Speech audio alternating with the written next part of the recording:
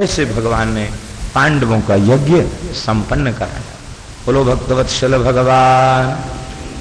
दुर्योधन को तनिक सभा में पहुंचने पर अपमान की अनुभूति भई। सब व्रीडितो वाग बदनो रुषा ज्वलन निष्क्रम्य तूष्णीम प्रयौ गया हुवयम हाहेति शब्द सुमहानभूत सताम अजात शत्रुर्विमना इवा भवत। इसके अपमान किसी ने किया नहीं। जिस व्यक्ति के भीतर सम्मान की विशेष अभिलाषा होती है, उस व्यक्ति का सम्मान अपमान न भी किया जाए तो भी उसे अपमान की अनुभूति हो जाए। जो सम्मान को पचाना जानता है वही अपमान को सहन कर सकता है। सम्मान जिसे नहीं पचा वो अपमान नहीं पचा सकता। सम्मान पचना क्या है? सम्मान की इच्छा न होना और सम्मान प्राप्त करके अभिमान न होना, ये दो गुण जिसमें है वो सम्मान को पचा सकता है। सम्मान पचा नहीं इसको। शाल्वों के साथ युद्ध हुआ। इस युद्ध में भगवान ने मानव लीला भी दिखाई। मानव लीला बड़ी विलक्षण है। शाल्व ने मायामय वसुदेव देवकी को बुला के उनका मस्तक काट दिया। भगवान रोने लगे, हाय मेरे पिता, हमारे जैसे समर्थ पुत्र के होते हुए मारे गए। दाऊ जी ने कहा ये नाटक करने का समय नहीं, मार डालो इसको। भगवान हंसने लगे और उसका वध कर दिया। शाल्व का भगवान ने उद्धार किया और दंतवक्त्र और विदुरथ का भी इसी प्रसंग में भगवान ने उद्धार कर दिया। तीर्थ यात्रा के प्रसंग में श्री बलराम जी के द्वारा सूत जी का वध हुआ। सूत जी के बलराम जी ने जब महाभारत के युद्ध का निश्चय देखा तो तीर्थ यात्रा के बहाने बलराम जी महाराज चल पड़े। इसलिए बलराम जी ने तीर्थ यात्रा का निश्चय किया कि यदि हम तीर्थ यात्रा नहीं जाएंगे तो दुर्योधन आकर हमारे चरण पकड़ेगा और कहेगा, दादा श्री कृष्ण पांडवों की सहायता कर रहे हैं, वे भक्त वत्सल हैं, आप भी तो भक्त वत्सल के ज्येष्ठ भ्राता हैं, तो आपकी भक्त वत्सलता तो कुछ अधिक होनी चाहिए। मैं भी आपका भक्त हूँ, मेरी सहायता कीजिए। और कहीं मेरे भीतर दया आ गई और मैंने दुर्योधन के पक्ष से खड़े होना स्वीकार कर लिया तो कृष्ण बलदेव का युद्ध हो जाएगा। ये तो भारी अमर्यादित होगा, इसलिए न मैं रहूंगा न युद्ध में भाग लेना पड़ेगा। श्री दाऊ जी तीर्थ यात्रा के बहाने चल पड़े। नैमिषारण्य में पहुंचे। सूत जी व्यासासन पर बैठकर कथा कह रहे थे। 88,000 ऋषि उठ करके खड़े हो गए।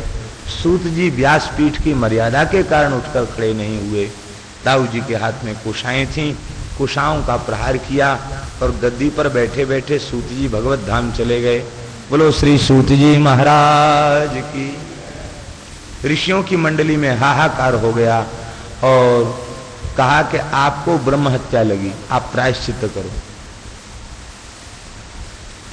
हत्याहरण नाम के तीर्थ की स्थापना की और दाऊ जी ने उसमें स्नान किया और सूत जी के पुत्र उग्रश्रवा को आशीर्वाद दे करके व्यास आसन पर बिठा करके कथा कहने की पुराण विद्या की योग्यता श्री दाऊ जी ने प्रदान की। बोलो श्री दाऊ जी महाराज की। बलबल का, जो इलबल का पुत्र बलबल था, उसका श्री दाऊ जी महाराज ने वध करके ऋषियों के उपासना को और वह मुक्त बनाया। बोलो श्री दाऊ जी महाराज की। सूत जी के संबंध में कई भ्रांतियां हैं। प्रायः लोग यह प्रमाणित करना चाहते हैं कि सूत जो हैं वे विलोम जात थे, इसलिए व्यासासन पर बैठने में किसी विशेष की मर्यादा नहीं है, जो चाहे सो बैठ सकता है। सूत जी का उदाहरण देकर के कहते हैं कि ब्राह्मणेतर व्यक्ति भी व्यासपीठ पर बैठ सकता है। ये जो सिद्धांत लोग प्रस्तुत करते हैं ये सही सिद्धांत नहीं है, ये सर्वथा गलत सिद्धांत। सूत जी वर्ण संकर नहीं थे। सूत जाति की उत्पत्ति कैसे होती है? ब्रह्मण्याम क्षत्रियात् जातः सूत इत्यभिधीयते। ब्राह्मणी के गर्भ से क्षत्रिय के द्वारा उत्पन्न जो संतान होती है उसे सूत कहते हैं। ये सूत जाति की उत्पत्ति का प्रसंग है। लेकिन सूत जी जिनका प्रादुर्भाव हुआ है वे किसी ब्राह्मणी के गर्भ से किसी क्षत्रिय के द्वारा उत्पन्न हुए हों, ऐसी बात नहीं है। सूत उनकी जाति नहीं है, सूत उनकी संज्ञा है। दो प्रकार के शब्द होते हैं, एक जातिवाचक और एक संज्ञावाचक। तो सूत उनकी संज्ञा है, जातिवाचक शब्द नहीं है सूत। लोगों ने सूत शब्द को जातिवाचक मान लिया, यह जातिवाचक शब्द नहीं है, यह संज्ञावाचक शब्द है। सूत की उत्पत्ति कैसे भई है? एक ग्रंथ प्रकाशित हुआ था बहुत प्राचीन, उसका नाम था सूतोत्पत्ति विमर्श। वाराणसी से प्रकाशित हुआ था सूतोत्पत्ति विमर्शः, संस्कृत का ग्रंथ था और उस ग्रंथ को हमने पढ़ा, एक प्राचीन पुस्तकालय से पढ़ा। शायद उसकी फोटोकॉपी या कोई प्रति हमारे पास होगी भी। इस समय ग्रंथ अव्यवस्थित हैं, कुछ कहीं पढ़े हैं कुछ कहीं पढ़े हैं, इस कारण से ये नहीं बता सकते कि कहाँ है, लेकिन ग्रंथ है सूतोत्पत्ति विमर्श। उसमें बहुत बड़ा शास्त्रार्थ देकर के, कई शास्त्रीय प्रमाण देकर यह सिद्ध किया गया था कि किसी भी पुराण में, भाई सूत जी की कथा है तो किसी पुराण में तो होना चाहिए कि अमुक क्षत्रिय के द्वारा अमुक ब्राह्मणी के गर्भ से उत्पन्न हुए। कहीं है? कहीं नहीं। लेकिन सूत जी की उत्पत्ति की कथा उपनिषदों में, आगम ग्रंथों में आख्यायिकाओं के रूप में सूत जी के प्राकट्य की कथा प्राप्त होती है। तो ये है कि एक बार ऋषि श्रौत यज्ञ कर रहे थे। दो तरह के यज्ञ होते हैं, एक स्मार्त यज्ञ याग और एक श्रौत याग, दो तरह के याग होते हैं।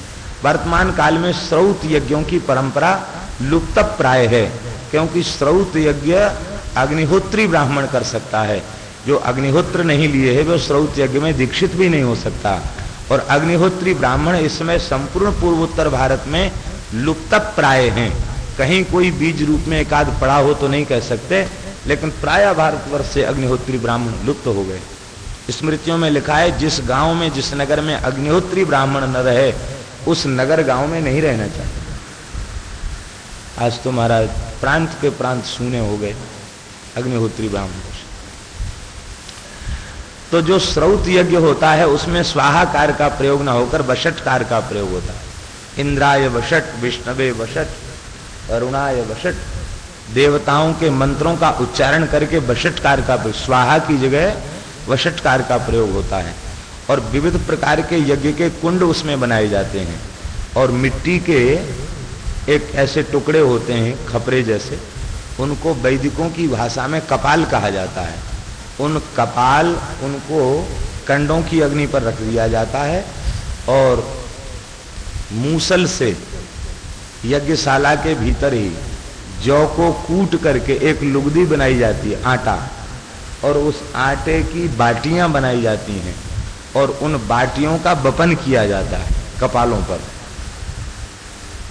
मंत्र का उच्चारण करके इंद्राय वषट, विष्णवे वषट, बृहस्पतये वषट, मंत्र का उच्चारण करके ये प्रयोग करने की विधि है। उस श्रौत यज्ञ में अग्नि के क्षेत्रों का भी निर्णय होता है।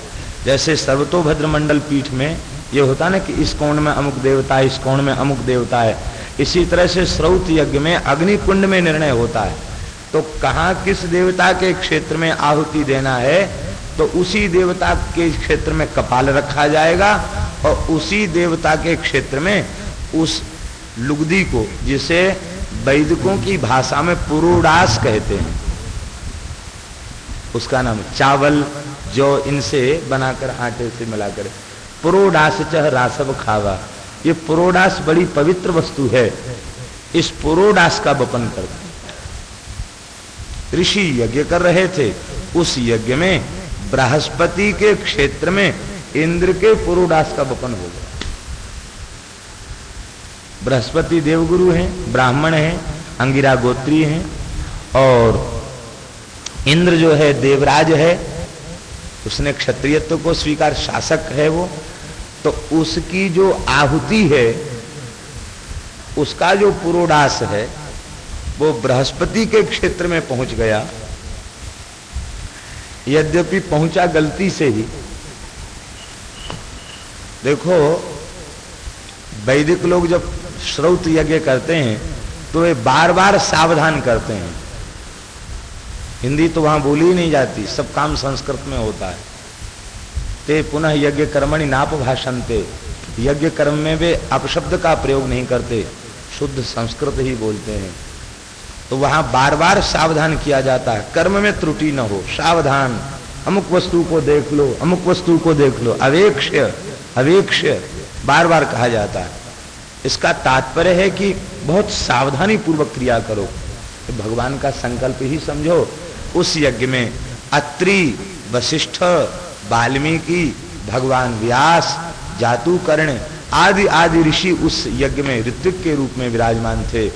जैसे ही वह अग्नि के कुंड को वैदिकों की भाषा में उस भाग को सूती कहा जाता है। सूती, वो कुंड के श्रौत यज्ञ के कुंड के सूती के भाग में, और जहां बृहस्पति का क्षेत्र था वहां इंद्र की पुरोडास का वपन किया गया। तो एक चमकते हुए स्वर्ण के समान कांति वाला एक दिव्य बालक अग्नि के कुंड से प्रकट हो गया। उस बालक का नाम हुआ सूत। अग्नि पुराण में उल्लेख है, सौत्याया महवत सूता। उस अग्नि के कुंड की सूती से बालक प्रकट हुआ, इसलिए उसे सूत कहा गया। तब आप लोग कहेंगे कि एक शंका और है, श्रीमद् भागवत में एक जगह सूत जी ने अपने को विलोम जात कहा। इसका क्या मतलब है? इसका मतलब है कि मंत्रकृत जो विलोमत्व है उसे अंगीकार करके उन्होंने विलोम जात कहा। मंत्रकृत विलोमत्व हो गया, प्राकृत लौकिक विलोमत्व तो नहीं हुआ, मंत्रकृत विलोमत्व हो गया। उस संतों का एक सहज स्वभाव होता है, वे संत सदा अपने को दीनहीन प्रमाणित करते हैं। अब बताओ, आलवारों ने भगवान से प्रार्थना की, न निंदितम कर्म तदस्ति लोके सहस्रसो यन्न मया व्यधाई सोहम विपाकावसरे मुकुंद क्रंदामि संप्रत्य गतिस्तवाग्रे न धर्मनिष्ठोऽस्मि न चात्मवेदी न भक्तिमास्त्वच्चरणारविन्दे अकिंचनो नन्यगतिः शरण्यं त्वत्पादमूलं शरणं प्रपद्ये। तो अब आप बताइए, जिन आलवारों ने ये स्तुतियां की हैं, क्या वे ऐसे थे? अपराध शास्त्र भाजन थे क्या? ये पद्धति है, यही दरबार दीन को आदर रीति सदा चले आई। श्री ठाकुर जी के दरबार में मूछ पर ताव देने वालों का आदर नहीं है। मूछ पर ताव देने वाले रावण जैसे उनको तो मार मार के गिरा दिया जाता है, उनके रुंड मुंड कट के गिरते हैं। और जो दीनहीन होकर श्रवण सुजस सुनियाई हो प्रभु भंजन भवभीर त्राहि त्राहि आरति हरण शरण सुखद रघुवीर अस कहे करत दंडवत देखा तुरत उठ्यु प्रभु हरस विशेखा कुशल पूछ निज ढिंग बैठा रे बोल्यो बचन भगत भयहार। दंडोत करने वाले के साथ कितना बढ़िया व्यवहार।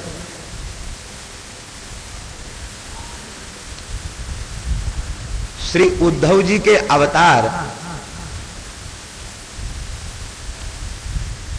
श्री सूरदास जी महाराज कहते हैं, मौसम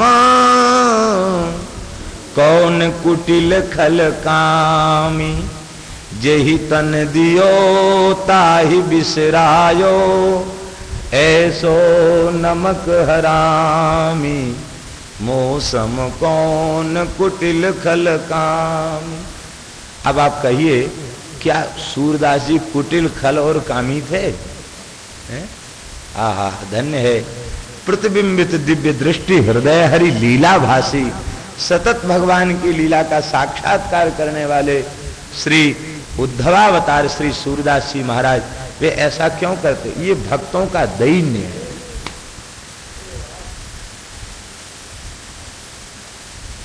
ये भक्तों का दैन्य है।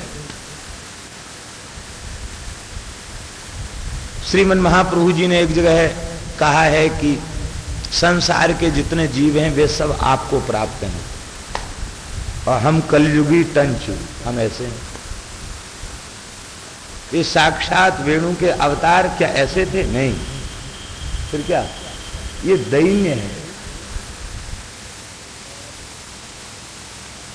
तो ये श्री सूत जी का दैन्य है। वे अपने को विलोमजात कह के कहते मैं इस कृपा के लायक नहीं था, ठाकुर जी ने कृपा की, किंतु इससे जातिकृत विलोमत्व सिद्ध नहीं होता। मंत्रकृत विलोमत्व है, क्रियाकृत विलोमत्व है, जातिकृत विलोमत्व नहीं है। इसलिए सूत वे अग्नि के कुंड से प्रकट भय और भगवान व्यास ने उनको शिष्य के रूप में स्वीकार किया और पुराण विद्या का आचार्य बनाया। एक प्रमाण, पौराणिक प्रमाण, शास्त्रीय प्रमाण। दूसरा प्रमाण, यदि वे सूत ही थे तो भागवत में स्पष्ट लिखा है कि ऋषियों ने कहा तुमको ब्रह्म हत्या लगी, प्रायश्चित करो। अरे जब सूत थे तो ब्रह्म हत्या क्यों लगी? यह भी प्रमाण। फिर बहुरिच ऋग्वेदी ब्राह्मण सौनक जी महाराज 88,000 ब्रह्मर्षि नीचे बैठे हैं, कथा सुन रहे, और कोई नहीं मिला कथा सुनाने वाला। फिर भगवान व्यास जो बार बार कहते हैं स्त्री शूद्र द्विज बंधु नाम त्रयीन श्रुति गोचराह, ये बार बार जो कहते हैं, वे एक ऐसे व्यक्ति को पुराण विद्या का आचार्य बनाएंगे? इन सब बातों पर लोग विचार नहीं करते, अशास्त्रीय सिद्धांत की स्थापना करने लगे, गलत बात। और सूत्याया महवत सूता, उस सूती से प्रकट सूत हुआ। और इसके बाद अग्नि का है, अग्नि क्या है? बोले अग्नि पुरोहित है, ब्राह्मण है। अग्नि मीडे पुरोहितम, ऋग्वेद का सर्वप्रथम जो अग्नि सूक्त है उसमें सबसे पहले अग्निम ईडे पुरोहितम देवस्य ऋत्विजम होतारम रत्न धातमम। इस प्रकार से अग्नि को पुरोहित कहा गया, ब्राह्मण कहा गया। और अग्निर्वै ब्राह्मण, ये वैदिक वाक्य है।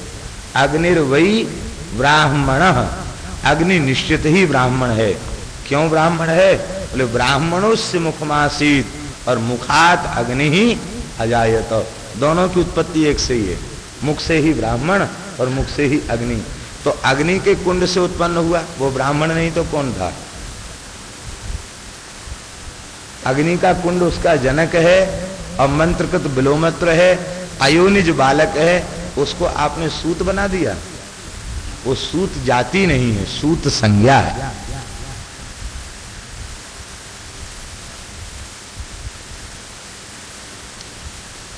देखो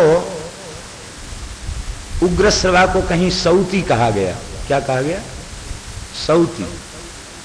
अत इये से इये प्रत्यय होकर के सूत शब्द से और आद्यच की वृद्धि होकर के सौती बना। तो यदि सूत शब्द जातिवाचक होता तो जातिवाचक शब्द से इये प्रत्यय नहीं होता, संज्ञावाचक शब्द से इये प्रत्यय होता है। जैसे दक्ष शब्द संज्ञावाचक है, उससे इये प्रत्यय होकर के दाक्षी बनता है। ऐसे सूत शब्द संज्ञावाचक है और इसी अर्थ में जहां तहां पुराणों में प्रत्यय हुआ है, इसलिए उनको सौती कहा गया, उग्रश्रवा। और सूत उपाधि दी गई, माने इनके पिता भी सूत तो ये भी सूत।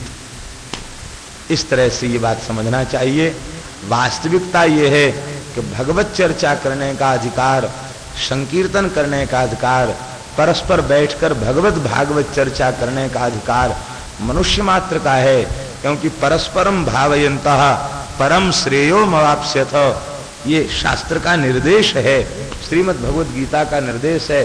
माताएं परस्पर बैठकर चर्चा करें, भाई लोग बैठकर चर्चा करें, बड़े छोटे का भेद नहीं, सब बैठकर भगवत चर्चा करें, ये ठीक है। लेकिन आनुष्ठानिक विधि से पुराण का वाचन ब्राह्मणेतर के द्वारा नहीं होना चाहिए, ब्राह्मण के द्वारा ही होना चाहिए, यही शास्त्रीय विधि है। आज तो भगवान जाने क्या स्थिति आ गई। दूसरी बात और है, खैर यहां तो भगवान की दया से माताओं की संख्या कुछ कम है, प्रायः बाहर माताओं की संख्या ज्यादा रहती है। कथा सुनो, माताओं को भी व्यासपीठ पर बैठकर पुराण वाचन नहीं करना चाहिए। कीर्तन करें, सत्संग करें, भगवान की चर्चा करें, ये तो ठीक है, लेकिन अनुष्ठानिक विधि से माताओं को पुराण वाचन नहीं करना चाहिए। अब तो जैसे व्यापारी पहले थोड़ी सी पूंजी इकट्ठी करके पूंजी लगा देता है, बाद में सोचता है कि क्या फायदा होगा। आज तो वो स्थिति हो गई कि अपनी तरफ से थोड़ी सी पूंजी लगा दी जाती है, पूंजी लगा के फिर इस कथा के मैदान में कूद पड़ते हैं और उनमें बढ़िया कंठ चाहिए, बढ़िया रूप चाहिए, बढ़िया हाव भाव चाहिए, तो उस सब में माताएं पुरुष वर्ग से बहुत आगे हैं। भगवान ने उनको बनाया ही है इस प्रकार का, तो वो बहुत आगे हैं, इसलिए लोग उनकी कथाओं को विशेष स्वीकार करते हैं और ये स्थिति होती है, ये गलत है। आप लोग सब बड़े विज्ञ बैठे हैं। हमारे भारतवर्ष की पद्धति में पुरुष किसी महिला की ओर दृष्टिपात करे यह अच्छा नहीं है। हाँ, कोई पूज्या हैं, वयोवृद्धा हैं, कोई भक्ता हैं, चित्त में सर्वथा उनके प्रति आदर भाव है, उनका दर्शन कर सकता, मातृभाव है, दर्शन कर सकता। अज्ञात अपरिचित नारी के मुख की ओर देखना शास्त्र वर्जित है, और कोई भी कुलीन नारी किसी पुरुष की ओर नहीं देख सकती, और जो कथा के मंच पर बैठेगी वो सबकी ओर देखेगी और सब उसकी ओर देखेंगे, सदाचार नष्ट हो जाएगा। इसलिए किसी को मन में बुरा लग रहा हो हमारी बात का तो बुरा मत मानना, हम विरोधी नहीं हैं, हम सच्ची बात करें। असूर्यम पश्याह दाराह, दाराह असूर्यम पश्याह प्रयोग है, असूर्यम पश्या होनी चाहिए। एक बात, दूसरी बात यह है कि कथा में सब प्रकार के रस आते हैं, उन रसों को नारी कैसे कहेगी। तीसरी बात,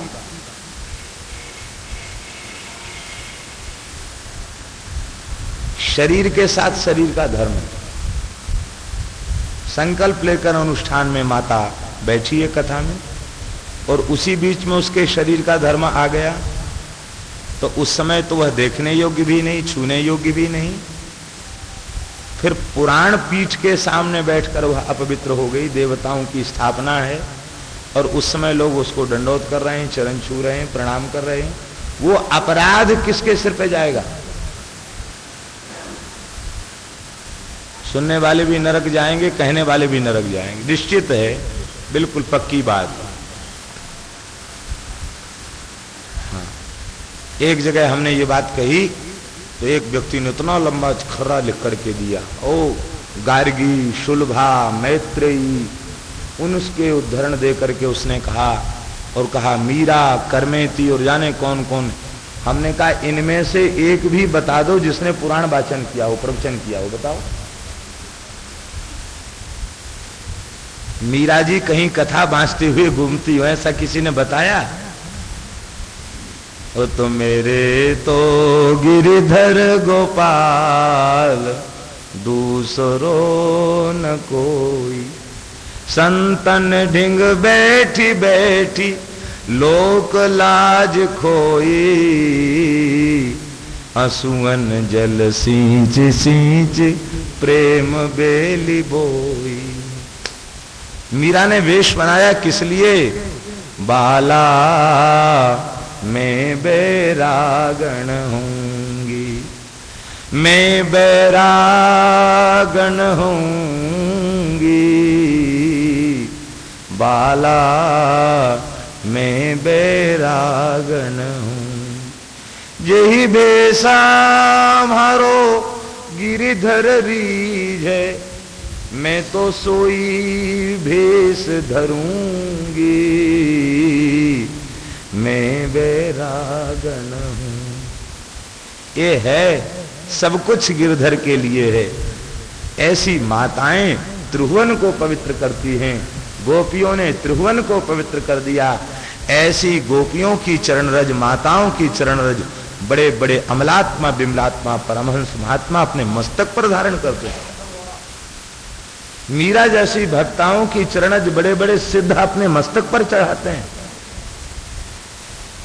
मीरा की भक्ति को आदर्श मानते हैं। इसलिए भजन करो, सबसे बड़ी बात भजन करो ठाकुर जी। दिखावे से बच करके इनसे नेह लड़ाओ, हित लड़ाओ, लाड़ लड़ाओ, बस यही सार है। सब कुछ करने के बाद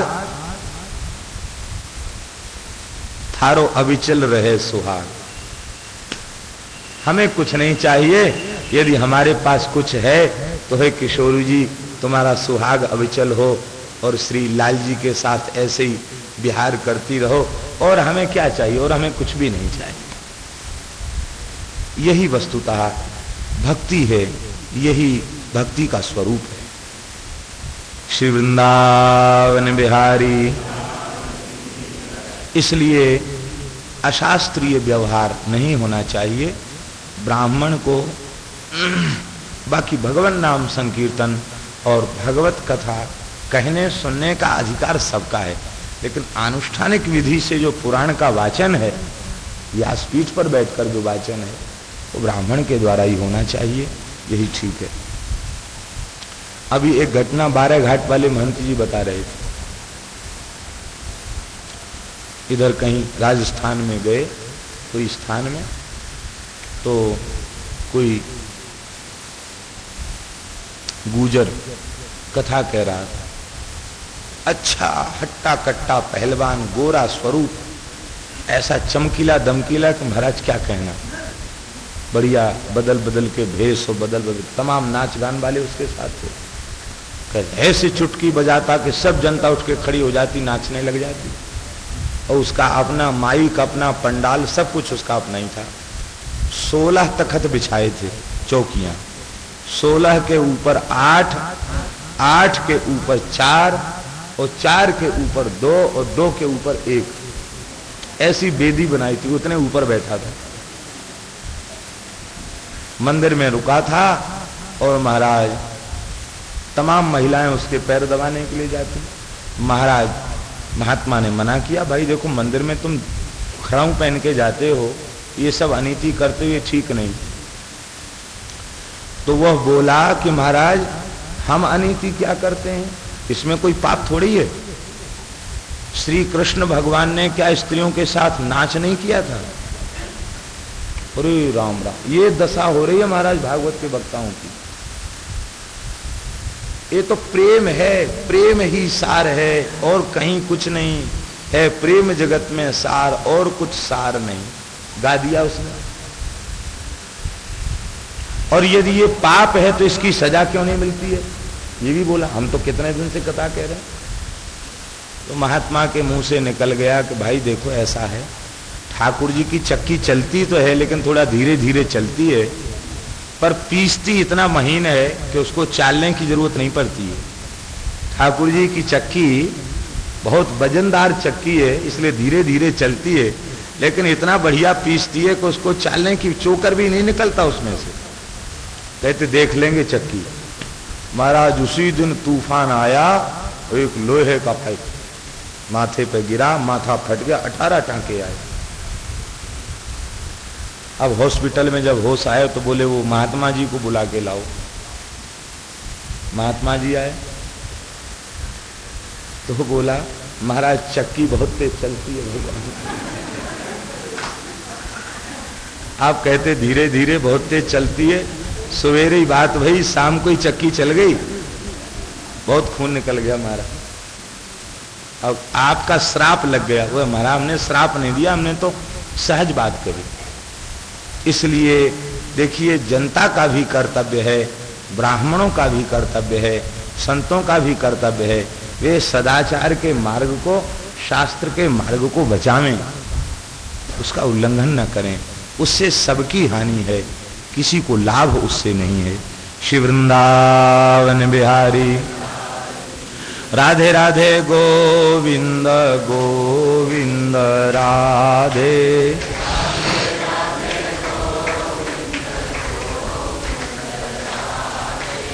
राधे राधे गोविंद गोविंद राधे राधे राधे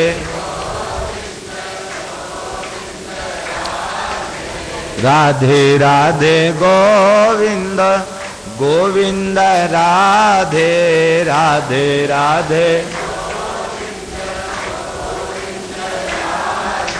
राधे राधे गोविंद